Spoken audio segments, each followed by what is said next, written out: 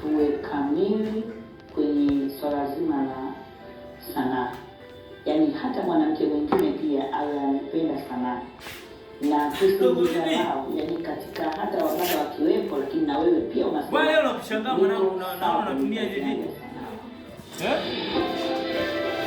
imekuwaje?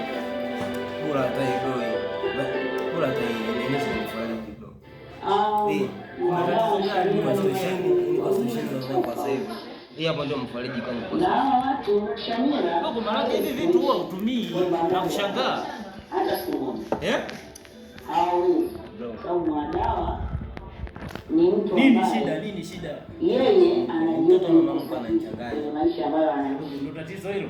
Lakini kwenye jamii ungetafuta wazee si mwanamke wa kuzungumzia pasipo hivi vitu tunatumia, lakini hapana constitution ndio ndio sasa hivi sana na mimi kwenye dharau, ndio unazingua.